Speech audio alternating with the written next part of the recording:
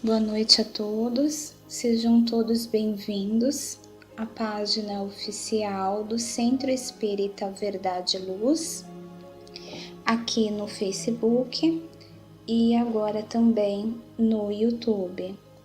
Nossa explanação evangélica de hoje será com base no livro Vinha de Luz, número 133, de Chico Xavier, ditado pelo Espírito de Emmanuel. E como fazemos em nossos lares durante o Evangelho no Lar, e também como ocorre no Verdade e Luz, antes de darmos início ao estudo e à realização dessa leitura, eu convido vocês a realizarem conosco singela prece de abertura, lembrando sempre que aqueles que assim desejarem podem colocar, desde já, um copo com água para que essa seja fluidificada.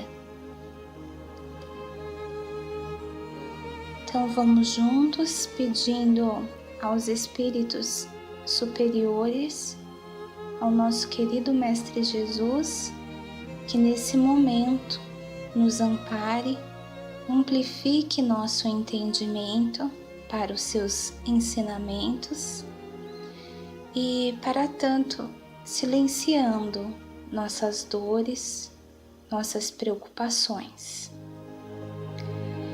Então, nós vamos juntos orar a única prece que Ele próprio nos ensinou, quando aqui caminhou entre nós. Pai nosso, que estais nos céus, santificado seja o vosso nome. Venha a vós o vosso reino, seja feita a vossa vontade, assim na terra como no céu. O pão nosso de cada dia nos dai hoje. Perdoai as nossas dívidas, assim como nós perdoamos aos nossos devedores. E não nos deixeis cair em tentação, mas livra-nos, Pai, de todo mal. Que assim seja. Graças a Deus. Bom, mais uma leitura aqui maravilhosa desse livro, que é o Vinha de Luz, e foi aqui dado o título por Emmanuel de Casa Espiritual, seguida aí de um trecho de Pedro, capítulo 2, versículo 5, que nos diz o seguinte: vós também, como pedras vivas, sois edificados casas espiritual. Então, vem aí Emmanuel nos esclarecer, acerca das palavras de Pedro. Aí ele nos diz assim: cada homem é uma casa espiritual, que deve estar por deliberação e esforço do morador em contínua modificação para melhor. Valendo-nos do símbolo, recordamos que existem casas ao abandono, caminhando para a ruína, e outras que se revelam sufocadas pela era entrelaçada, outras transformadas em redutos de seres traiçoeiros e venenosos. Da sombra aparecem, de quando em quando, edificações relaxadas, cujos inquilinos jamais se animam a remover o lixo desprezível, e observam-se as moradias fantasiosas que ostentam fachada soberba com indisfarçável desorganização interior, tanto quanto as que se encontram penhoradas por hipotecas de grande vulto, sendo justo acrescentar que são raras as residências completas.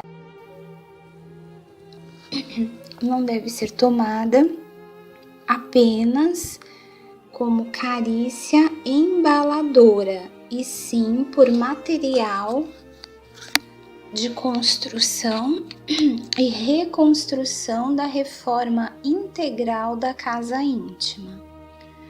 Muita vez é imprescindível que os alicerces de nosso santuário interior sejam abalados e renovados.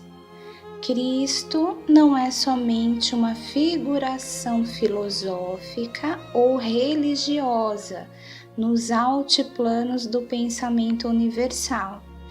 É também o restaurador da casa espiritual dos homens.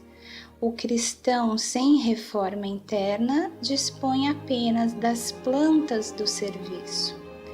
O discípulo sincero, porém, é o trabalhador devotado que atinge a luz do Senhor, não em benefício de Jesus, mas, sobretudo, em favor de si mesmo.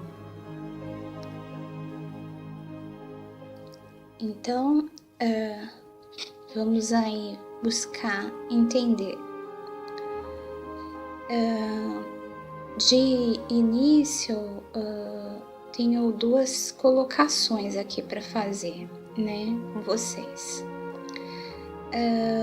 Duas maravilhosas frases de Chico, cuja obra eu sempre cito, né, como já devem ter percebido, isso devido ao fato de ser ele um dos ícones, né, do espiritismo e de modelo cristão, antes de qualquer outra coisa. Quando ele disse a seguinte frase: na reencarnação ninguém erra de endereço. E num outro momento, quando ele disse: fico feliz por estar trabalhando, ainda que lentamente, por dentro de mim mesmo. E para esclarecermos aí acerca do trecho de Pedro, Emmanuel faz a analogia às nossas moradas terrestres, né? As nossas edificações, ou seja, as nossas casas. Em ilustração mental, vamos imaginar aí na tela da nossa mente que tipo de casa nós seríamos. Restringindo aos exemplos dados aí por Emmanuel, qual dessas nós seríamos? A abandonada, em ruínas, sufocada, relaxada, qual delas? Essa comparação da edificação conosco enquanto espíritos é perfeitamente cabível, de fácil entendimento, né? Veja, alguns de nós somos abandonados por nós mesmos no que diz respeito à nossa melhora contínua. Negligenciamos não só a evolução espiritual, mas como em muitos casos até a existência do próprio espírito, abandonando a alma como se ela e o seu alimento não fizesse parte de nós mesmos, né? Outros se deixam abater, desmoronar, caindo literalmente mesmo em ruínas, né? Às vezes por algum acontecimento, né? Uma marca, né? Forte que a vida deixa. Outros ainda simplesmente não limpam o lixo aqui, o lixo mental, né? As mágoas, as lembranças dolorosas e acumulando energias tóxicas em torno de si mesmo, não permitindo, não deixando partir aquilo que faz mal. Outros de nós possuem uma bela fachada, né? Mas, né, como diz o ditado, por fora bela viola, por dentro pão bolorento. Às custas de acúmulos de dívidas, e entendam aqui débitos no sentido débitos espirituais, né, kármicos, fazem surgir aí essa suposta perfeição, né, vivendo de aparências. Outros encontram-se sufocados aí pelo acúmulo de sentimentos ruins que permitiram crescer, né, ao longo de um período aí de tempo em que deliberadamente escolheram ignorar a necessidade, né, a manutenção da alma, sofrendo de diversos males, muitas vezes de ansiedade, por conta aí dessa sensação quase que real mesmo, né, de sufocamento, né? Outros servem de morada, né, aqui entre aspas, né, que não tem nada nem ninguém entrando dentro de ninguém, de morada para espíritos inferiores, né, que, como disse Emmanuel, de quando em quando aparecem, né? É verdade que são raros, como diz o texto, aqueles que buscam incessantemente o progresso íntimo, né, o qual nós chamamos, nós espíritas chamamos de reforma íntima, né? Já o nome vem bem a calhar aqui com o texto, né? Dando-nos uma ajudinha aí a fim de que nós possamos, né, realizar essa reforma.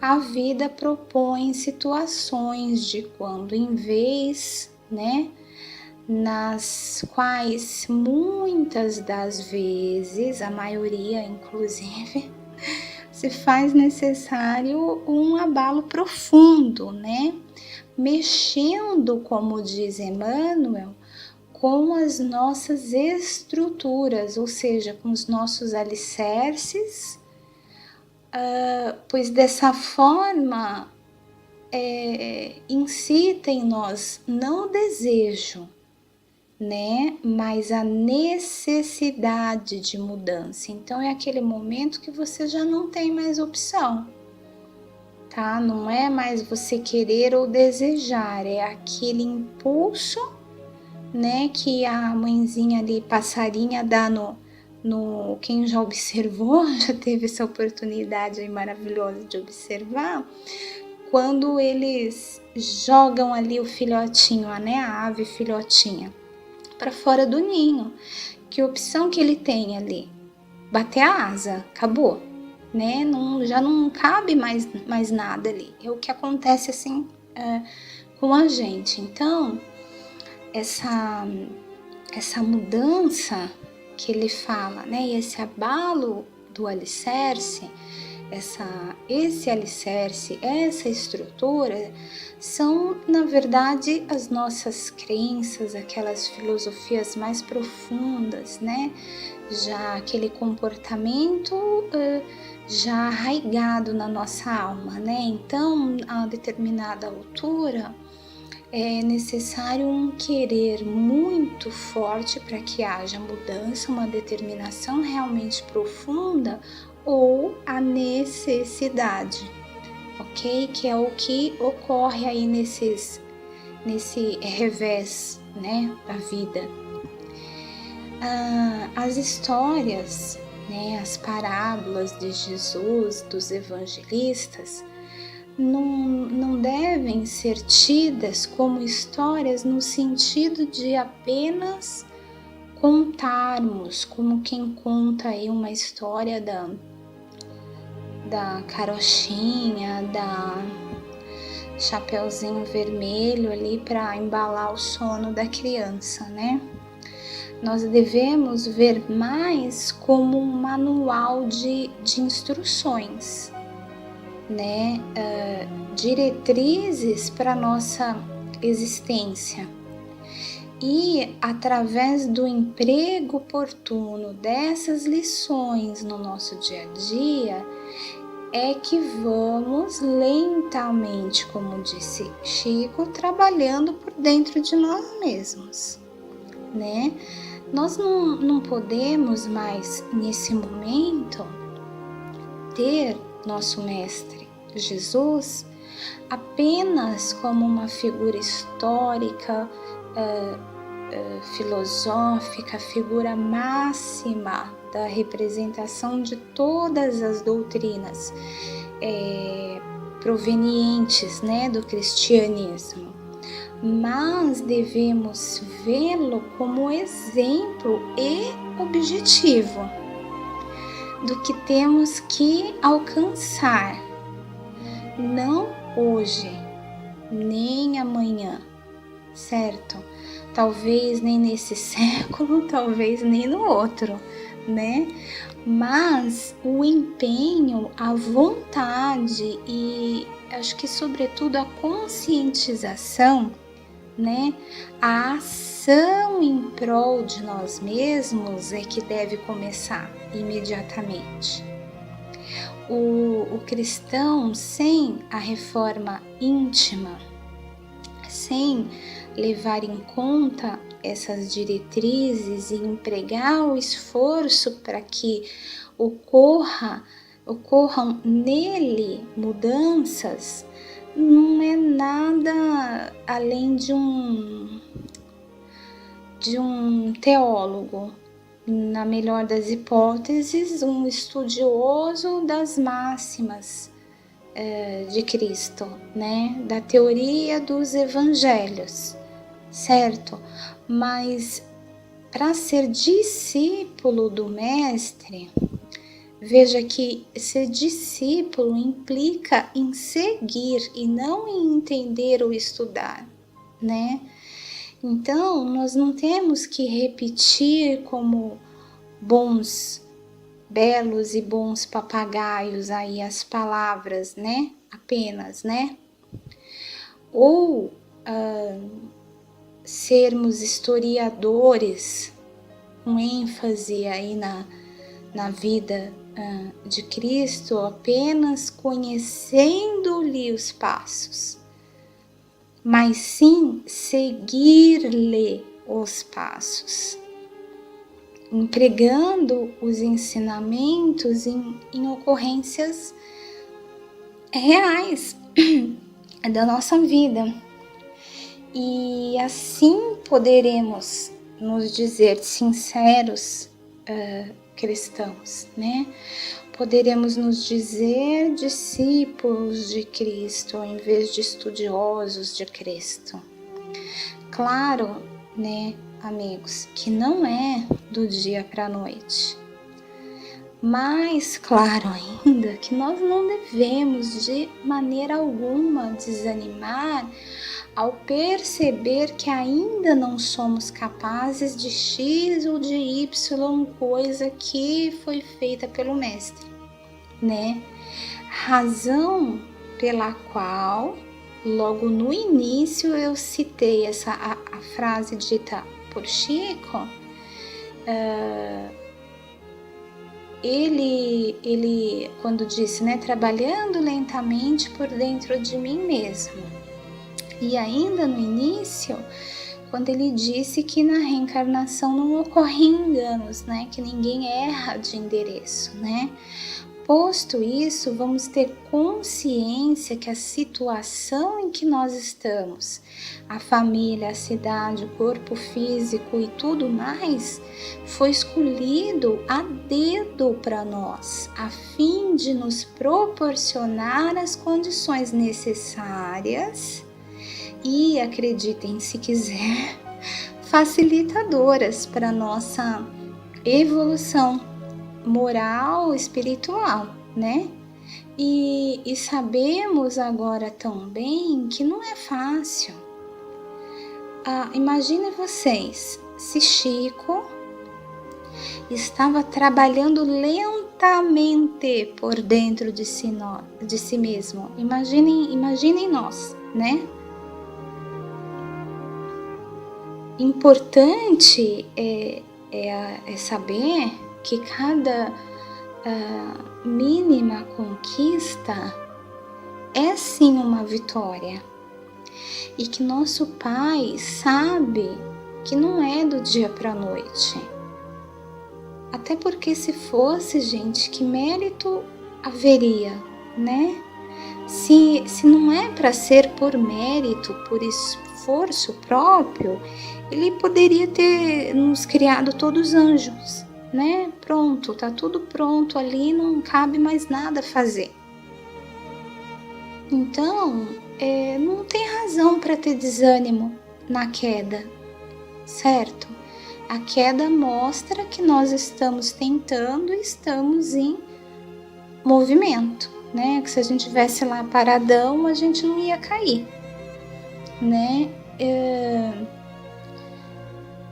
Então, eu acho que o que cabe dizer aqui para encerrar vamos começar hoje, né? E não desistir e não interromper. É um pouquinho todo dia, tendo fé, tendo essa ligação com o plano espiritual, tendo em mente que nós não estamos decepcionando quando nós falhamos, quando nós caímos, que o estágio que nós estamos ainda é esperado que ocorram erros, né?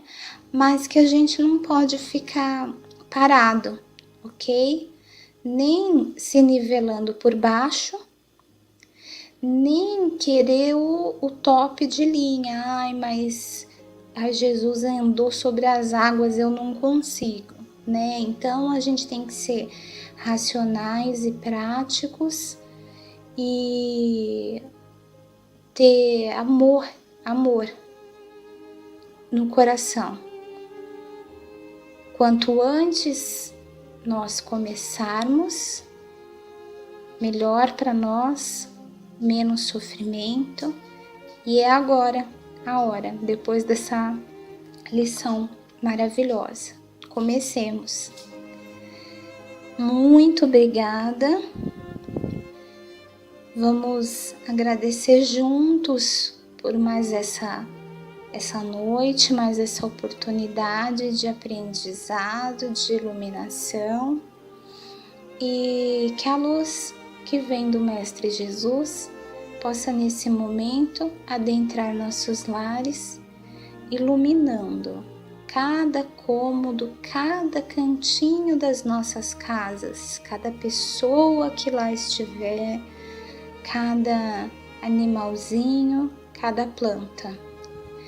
Que os bons espíritos, mentores das tarefas evangelizadoras, possam nesse momento gravar em nossos corações o que aprendemos hoje e que ainda adormecida, que aqui no nosso coração fica essa semente. Agradecemos, Mestre, de todo o coração, a oportunidade bendita de consolo, de conhecimento e de trabalho. Pedimos à espiritualidade maior aqui presente que abençoe e fluidifique nossa água com o que for melhor, necessário e merecido por cada um de nós. Que assim seja, graças a Deus. Muito obrigada a cada um de vocês que estiveram conosco, muita paz e até o próximo Evangelho na Web.